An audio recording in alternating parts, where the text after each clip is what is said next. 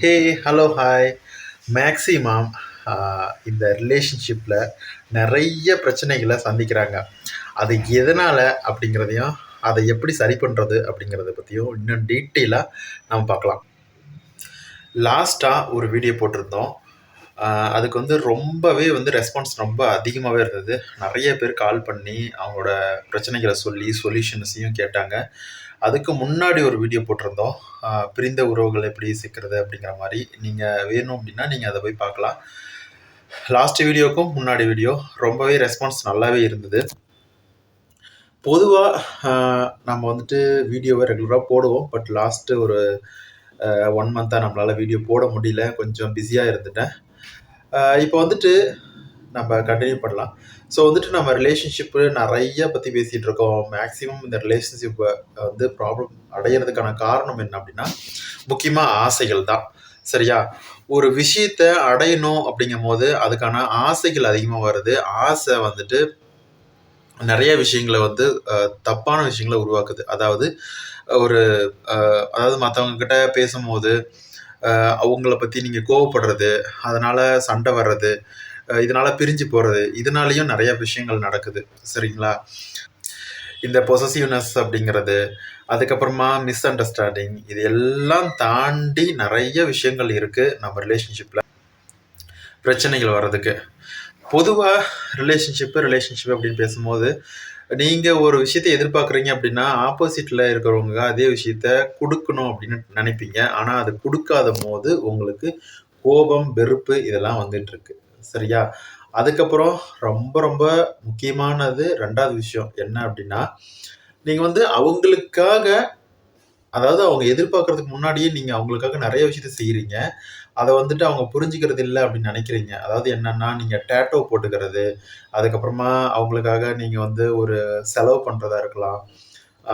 இல்லை அவங்களுக்காக, அதாவது அவங்க ஏதோ பிரச்சனையில் இருக்காங்க, அதை வந்து சரி பண்ணுறதுக்காக நீங்கள் ஃபினான்ஷியலாவோ, இல்லை நீங்கள் ஒரு உதவி செய்கிறதாவோ, இந்த மாதிரி அவங்க எக்ஸ்பெக்ட் பண்ணாத அளவுக்கு நீங்கள் அதை செய்கிறீங்க. ஆனால் ஒரு கட்டத்தில் வந்துட்டு நீங்கள் அதை அவங்க அதை புரிஞ்சிக்கல அப்படிங்கும்போது உங்களுக்கு அது வெறுப்படையுது. இந்த மாதிரி ஃபோன் கால் அட்டன் பண்ணுறதில்ல அப்படிங்கிறதுல இருந்து, நீங்கள் வந்து செஞ்ச உதவியை மறந்துட்டாங்க இன்னைக்கு அப்படிங்கிறது வரைக்கும் நிறைய பிரச்சனைகள் இது மூலமாக தான் வந்துட்டுருக்கு. சரியா? ஸோ இது எல்லாமே வந்துட்டு கொஞ்சம் கூட ஒரு டைம் வந்து விடாமல் நீங்கள் வந்து அதை ட்ரை பண்ணுறீங்க. அதாவது ஒரு விஷயம் அவங்கக்கிட்ட பேசல அப்படின்னா இமீடியட்டாக உடனே அவங்க பேசி ஆகணும் அப்படின்னு நினைக்கிறீங்க. இமீடியட்டாக வந்து உங்களுக்கு ரெஸ்பான்ஸ் பண்ணணும். இமீடியட்டாக நீங்கள் செஞ்ச உதவிக்கான என்ன சொல்கிறது, அதுக்கான பலனை கொடுக்கணும் அப்படின்னு. அதாவது ஆசையை காட்டுறது, அன்பு காட்டுறது, நம்மக்கிட்ட பேசணும், பழகணும் அப்படின்னு. அவங்க என்ன சுச்சுவேஷனில் இருக்கிறாங்க அப்படிங்கிறது தெரியறதில்ல. ஸோ இதெல்லாம் இருந்தாலும் நிறைய விஷயங்கள், அதாவது சொல்லப்போனால் அப்படின்னா, ஆப்போசிட்டில் இருக்கிற பர்சன் மட்டும் நம்ம நல்லவன்னு சொல்லலை. அவங்களுமே வந்துட்டு நிறைய ஏமாத்துறதோ, நிறைய விஷயங்கள் வந்துட்டு தள்ளி போகிறது. அதாவது ஒரு பிரச்சனைக்கு வந்து உங்களோட லைஃப் பார்ட்னர் வந்து உதவி பண்ணுறாங்க அப்படின்னா, அந்த அந்த பிரச்சனையிலேருந்து அவங்க வெளியே வந்ததுக்கப்புறம் அந்த ஆப்போசிட்டில் இருக்க பர்சன் வந்து அவங்கள மறந்துடுவாங்க. நீ என்னென்ன பண்ணிக்கோ, நான் வந்து கொஞ்சம் பிஸியாக இருக்கேன் அப்படின்னு ஃபோன் கால் அட்டன் பண்ணுறதில்ல, சரியாக பேசுகிறதில்ல. இந்த மாதிரி பலவிதமான தவிர்ப்பு வந்து பண்ணிகிட்ருக்காங்க. தவிர்த்துடுறாங்க அவங்கள, அவாய்ட் பண்ணிடுறாங்க. ஸோ இது எல்லாமே நடந்துட்டுருக்கு. இதெல்லாம் வந்துட்டு ஒரு ரிலேஷன்ஷிப்பில் ஒரு பிரச்சனையாகவே போயிட்டுருக்கு. சரியா? சரி, இதெல்லாம் வந்து கொஞ்சம் அவாய்ட் பண்ணுங்க. அதாவது முழுமையாக அவங்க மேலே அன்பு வச்சிருக்காங்க அப்படிங்கிறத தாண்டி, நீங்கள் மேரேஜ் பண்ணுற வரைக்குமே அவங்களுக்காக ஒரு ஃபினான்ஷியலாக எதுவும் பண்ணுறது, உங்களோட அதாவது எல்லையை மீறி வந்து உதவி பண்ணுறது வந்து கொஞ்சம் ஸ்டாப் பண்ணுங்க. அதுக்கப்புறம் இந்த டேட்டோலாம் போட்டுக்கிறது, அந்த டேட்டோ போடுறது, எல்லை மீறி வந்து ஃபினான்ஷியலாவோ, இல்லை வந்து ஒரு ஹெல்பிங் மைண்டில் நீங்கள் வந்து அவங்க கூட ட்ராவல் பண்ணி அவங்க கூட ஏதாவது ஒரு விஷயத்த செய்யறது, இதெல்லாம் வந்து கொஞ்சம் ஸ்டாப் பண்ணுங்க.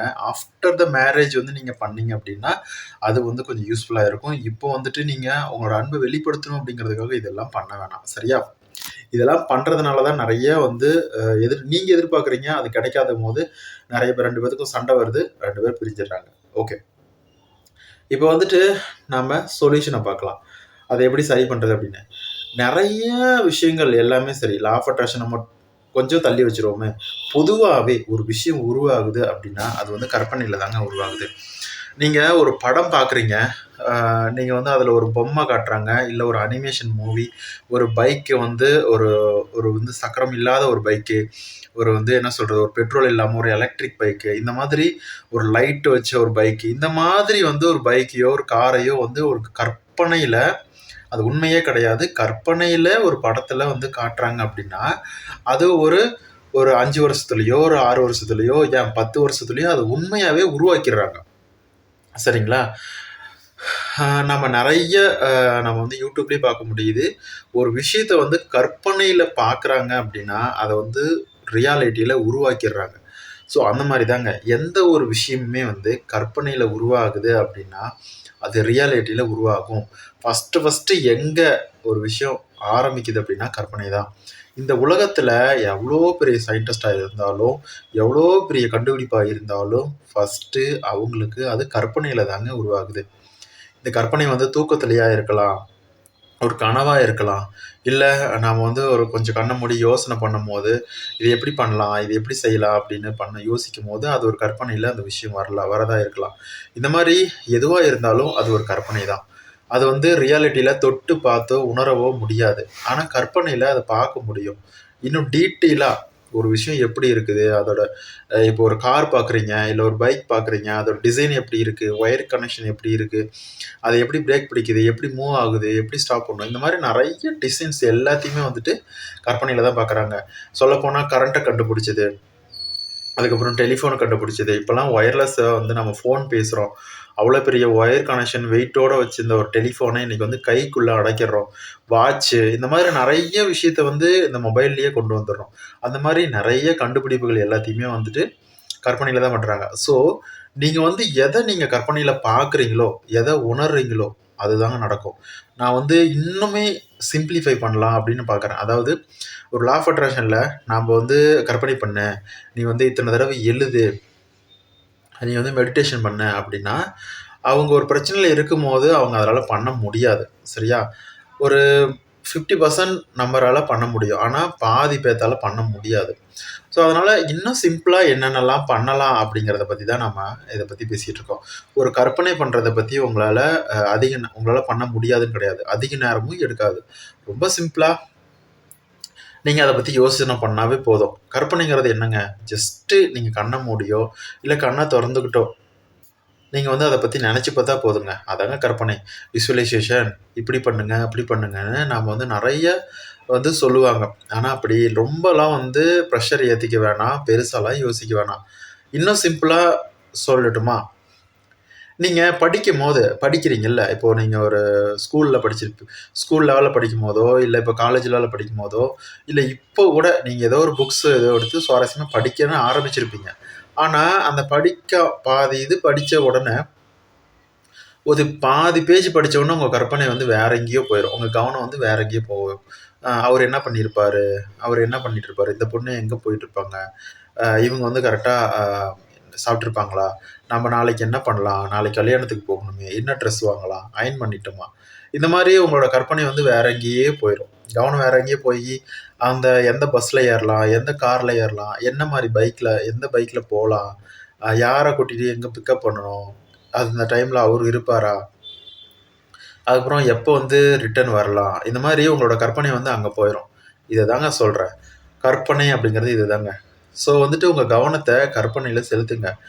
கொஞ்ச நேரம் ஒரு 1 நிமிஷம் அதாவது உங்களோட ரிலேஷன்ஷிப் உங்களோட பார்ட்னர் இருக்கிறாங்கல்ல, அவங்கள உங்களுக்கு ஃபோன் பண்ற மாரியோ, சப்போஸ் அவங்க வந்து உங்ககிட்ட பேசல அப்படின்னா, ஃபோன் பண்ற மாதிரியோ, "நீ என்கிட்ட பேசு, நான் உன்கிட்ட பேசணும், நீ என்கிட்ட பழகு." இந்த மாதிரி கற்பனை பண்ணலாம். இல்லன்னா, நீங்க வந்து ஒரு மேரேஜுக்காக நீங்க வந்து இது பண்றீங்க அப்படின்னா,